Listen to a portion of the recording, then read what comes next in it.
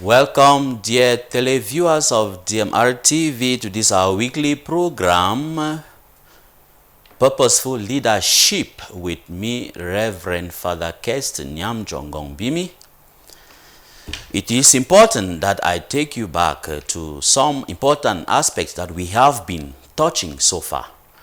It has been a wonderful journey so far, and we have journeyed up to this point where we are about to introduce another chapter, and to many it is seeming not important.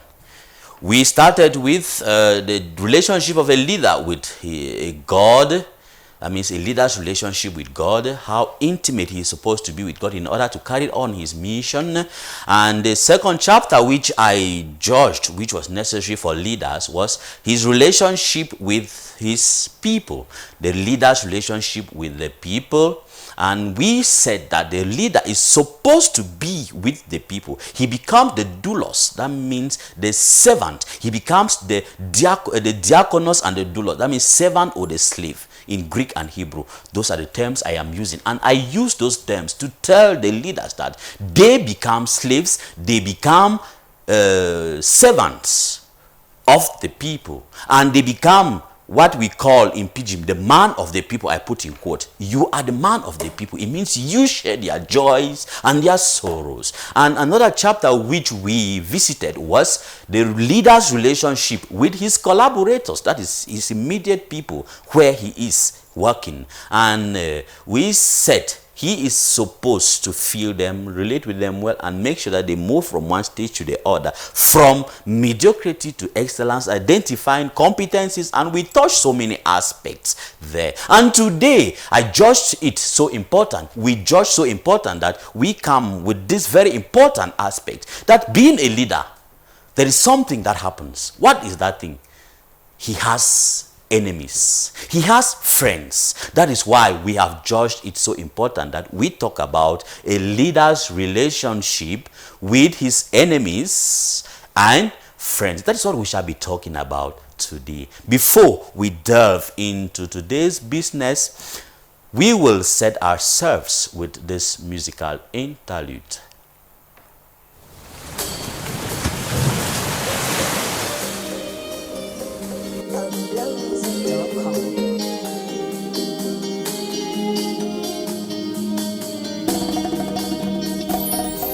Spirit of God in the clear running waters, blowing to greatness the trees on the hill. Spirit of God in the finger of morning, feel the air, bring it to birth and blow where you live.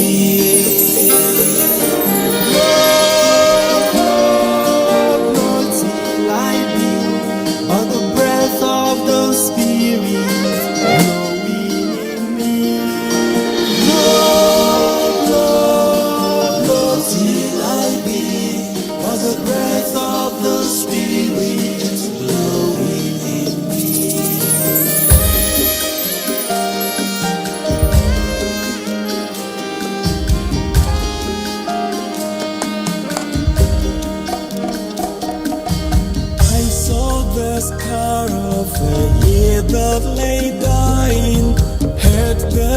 lament of a long weep for will. Spirit of God, see that cloud crying, feel the air, bring it to birth and blow where you will.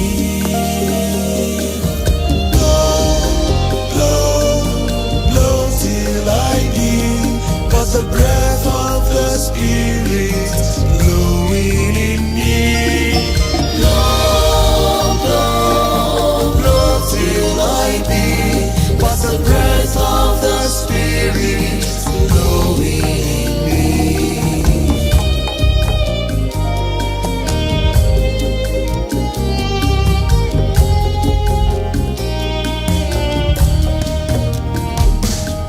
Spirit of God, everyone's heart is lonely, watching and waiting and hungry until Spirit of God, we long that you only feel the earth, bring it to that and blow where you will.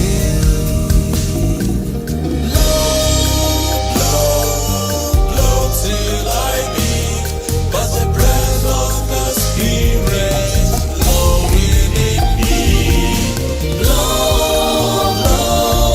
Blow till I be, but the breath of the Spirit blowing in me. Holy Spirit, we call on you. Come and heal our land. Free us from every disease and blow where you will.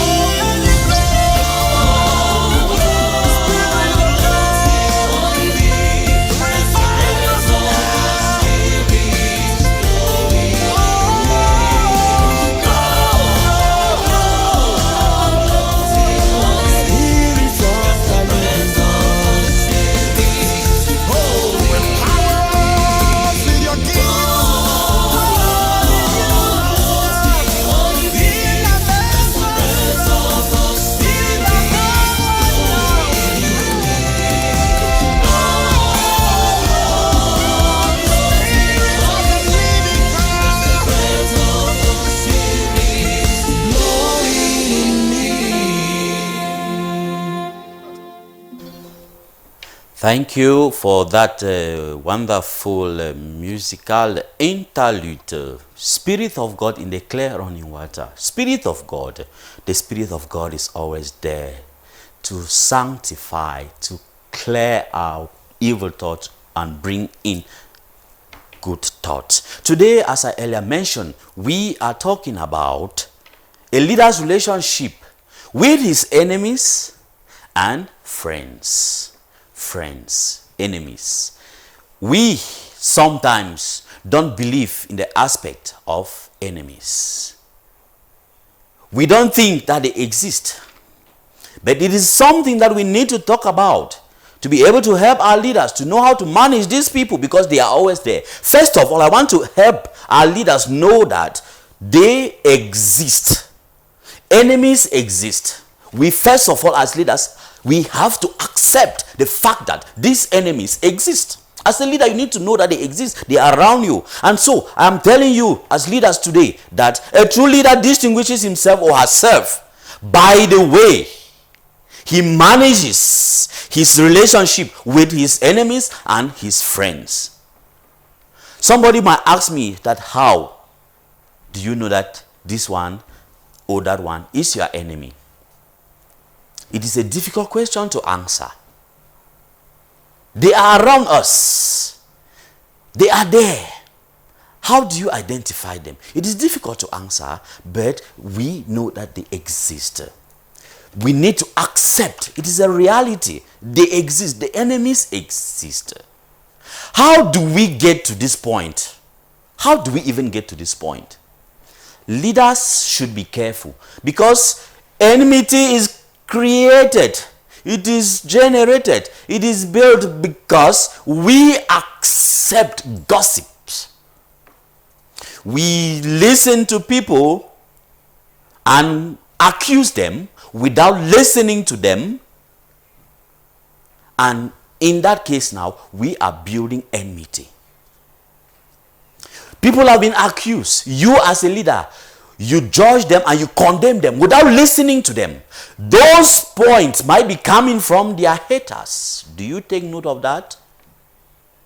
Enemies come because we and leaders, we give room for that. You have those enemies around you. Why do they even come? They are there. So we must accept the existence of enemies. Enemies can be both internally and externally. They are within or without. How do we get there? You, the leader, you might hurt people not knowing that you hurt them. And you go as far as building enmity with them. And they tend to be around you. Living a life without enemies is impossible in our society today. The enemies are there. They are there. So we cannot live without these enemies. We cannot live without these friends. They are always there. Sometimes they talk to us. We will go to another part where they are talking to us. When they speak to us, is it for good or for the bad? But sometimes we will get to know that sometimes these enemies can bring something wonderful. They don't hate us. These enemies are people who are objective. I will be buttressing the points as we go further. But I want you leaders to understand that you have people around you, and these people are enemies and friends. How do you manage them? Accept the fact that they are there, and they are always there. Any good leader will always have enemies. People who oppose him, internally or externally. So from the outset, it is important to accept their existence while being cautious with them like a serpent. Being cautious with them like a snake.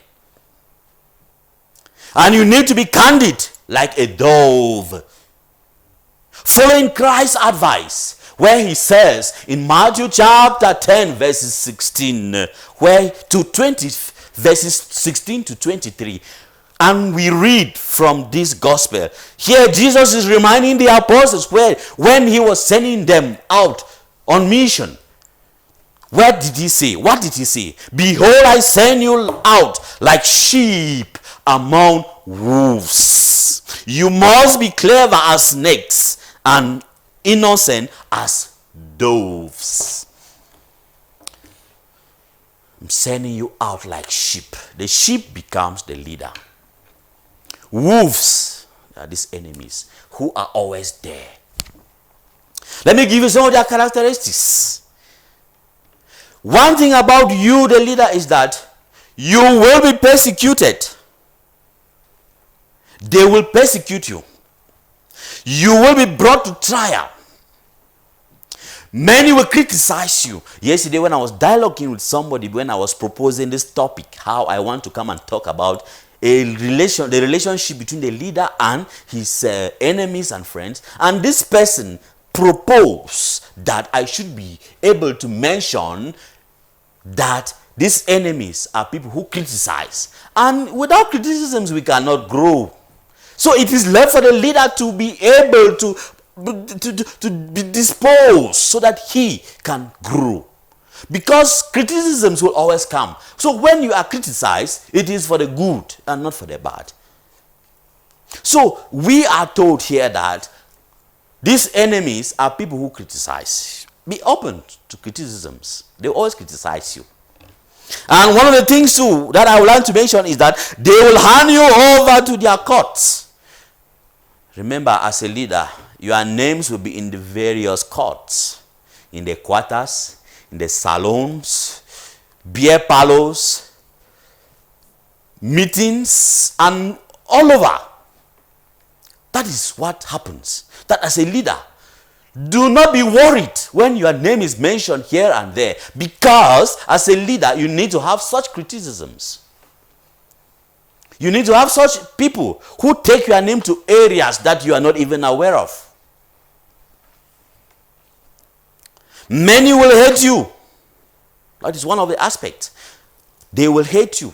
As a leader, be ready for anything. And sometimes I used to share with some people that when people have gone through their challenges alone, they have succeeded to become who they are.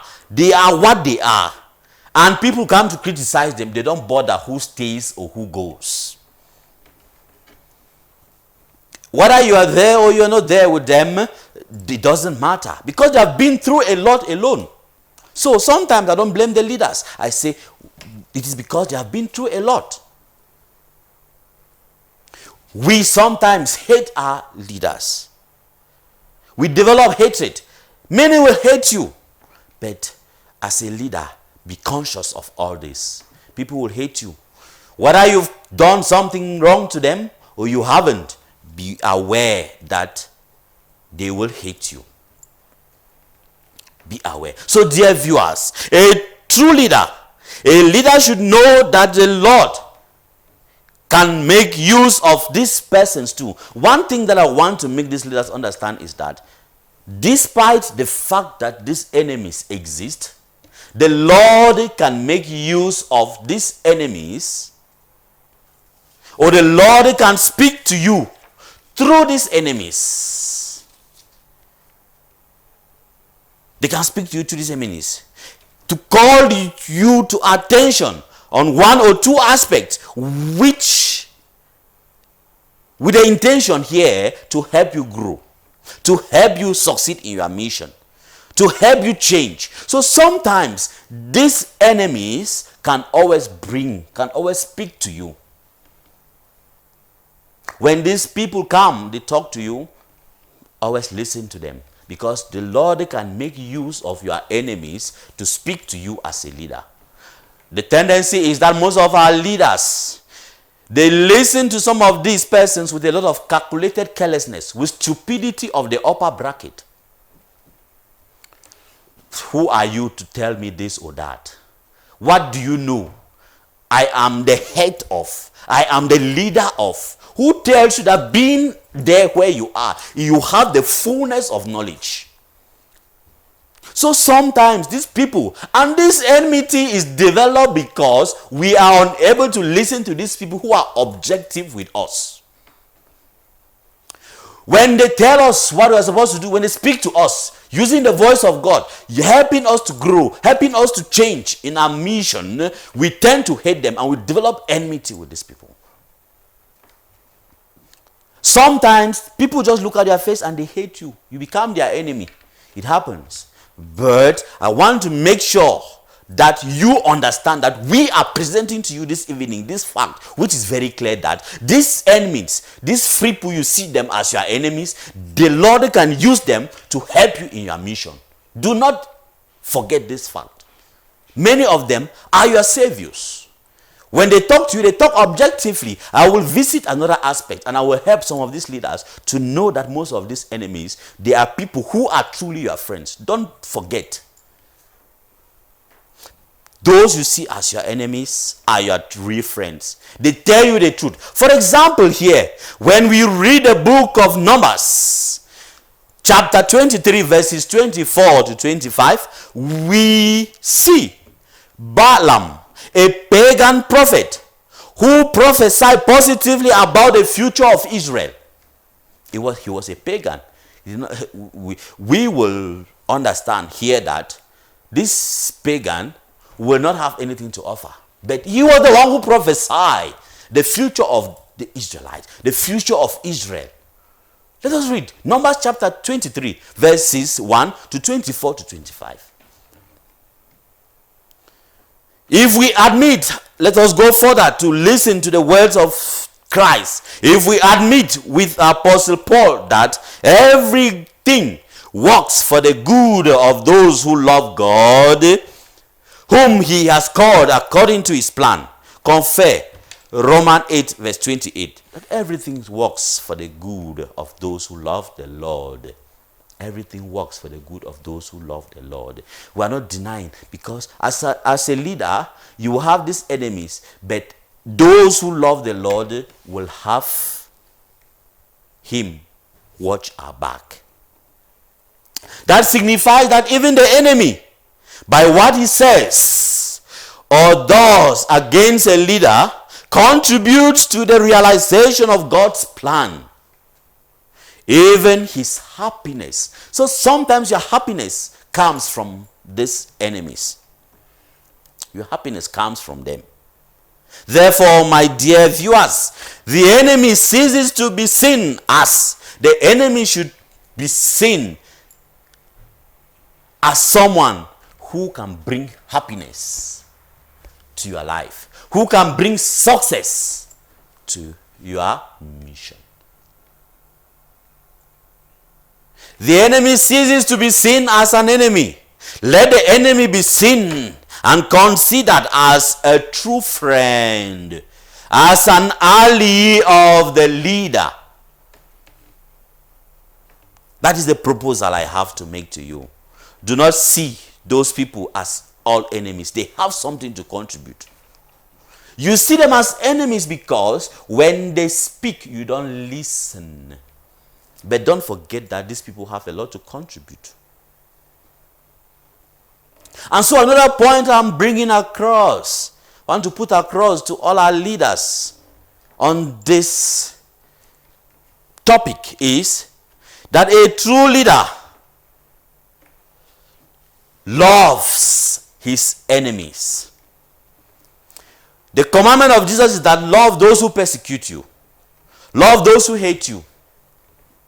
How many of us leaders do love our enemies? Do we love our enemies? A true leader is the one who continues to love his enemies after everything. After the persecution, after the hatred, after the criticisms, you continue to love your enemies. He should refuse to keep feelings of hatred. A true leader refuses to keep feelings of hatred. Because there are some leaders, they keep you in their hearts and they keep on punishing you because you made a point. Because you corrected them. And some leaders, they don't want a challenge. For them, they see it as a challenge, but they don't see it as a point that is helping them in their ministry or in their mission. They see you as a rival. What do you want to tell me? It is not about that. I don't think any subordinate will want to challenge his or her boss or her leader. His or her leader. Every collaborator, in every sense, tries as much as possible to contribute to dialogue, to make sure that your enterprise, your institution, your parish, your diocese, your country, or whatsoever that you are leading should be moved from one stage to the other. That is what is in their minds. They don't think of betraying. They don't think of belittling you. They don't think of challenging you. All what they think is for the good. And so you need to dialogue. You need to help them. You need to be disposed. You need to be open. Don't be too full of yourself. Don't think that you can do it all alone. You should be able to listen good, left, and right, rightly or wrongly, for you to be successful in your mission. Don't see them as enemies. See them as people whom God can speak to them, speak to you through them. See them as people God can speak to you through them. And God is always speaking to you through them. We develop enmity because we don't want to listen to them. And what they speak to us sometimes becomes a hurt. For us, we feel that they are challenging us. They are not challenging us. They are just helping us in our mission. A true leader should love. A true leader should not develop hatred because of one thing or the other. Let us take, for example, as you are saying that a true leader does not practice vengeance, anger, and hatred, we see this with Joseph in the Bible, where his brothers planned. They hated him. And at some point, he was sold. And they did not know that what was happening to Joseph was in God's plan. Joseph, one of the sons of Jacob, out of hatred was sold as slave in Egypt. Joseph did not revenge. He did not revenge. Let our leaders take note of this. Leaders should not revenge. Leaders should not punish. Leaders should not hate. Leaders should not build anger. As a leader, do not practice all this I have enumerated. you will be succeeding in failing as a leader. When we become a great man, do not develop hatred. Confess Genesis chapter 45, verses 5 to 50. We see with King David, object of hatred and jealousy, he had the opportunity to eliminate his enemy, but he didn't do so. First Samuel chapter 24, verses 7 to 26. So meeting his enemy, a true leader, in the face of meeting his enemy, in the face of his enemy, a true leader doesn't practice an eye for an eye, a tooth for tooth. Confer Exodus chapter 21, verses 24. So on the contrary, what are you supposed to do as a leader? He loves his enemy and prays for them. A true leader prays for them. A true leader loves them. Those who persecute him, you are supposed to love them and to persecute them. Confer the gospel according to Matthew chapter 5, verses 44 to 45. Matthew chapter 5, verses 44 to 45. A true leader loves. A true leader prays. A true leader loves his enemies. A true leader should love truly, sincerely, concretely. You are required to do good always. Bless them, especially those who persecute you. Wish them well and not evil. Confer Romans chapter 12, verse 14. Conquer evil with good. That is what a true leader should do. Love your enemies. Confer Matthew chapter 12, verses 21. Romans 12, verses 21. Conquer evil with good. A true leader should be able to bless. A true leader should be able to accommodate and accept. A true leader should be objective. Those are the words we should build around us. Chers téléspectateurs, il était question pour nous de mettre l'accent sur ce nouveau chapitre que nous avons énoncé aujourd'hui, qui était la relation du leader avec ses ennemis et ses amis. Et nous avons souligné qu'il est important d'accepter le fait que il existe, d'accepter l'existence des ennemis et des amis. Surtout les ennemis. Et nous avons dit que un vrai leader accepte les persécutions, les corrections et les préjugements. Et il se distingue aussi par sa manière de gérer ses relations avec ses ennemis et ses amis. Il faut d'abord accepter cela qu'il y a les ennemis qui existent. Tout bon leader aura toujours les ennemis, surtout à l'intérieur et à l'extérieur. Il faut accepter cette réalité-là. Et nous avons suggéré que les leaders doivent accepter cette fête et ils doivent aussi se laisser les parler par ses ennemis, parce qu'à travers ses ennemis, ils peuvent aussi apporter des suggestions qui peuvent les aider dans les missions.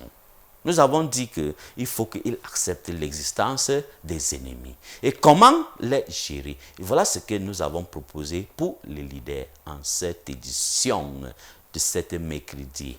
Bon, il faut que les leaders prennent conscience. Il ne faut pas détester. Il faut que chaque leader aime ses ennemis par la recommandation de Jésus-Christ, qui nous a proposé d'aimer tous ceux qui nous haïssent, d'aimer tous ceux qui nous haïssent, d'aimer nos ennemis et d'aimer tout le monde.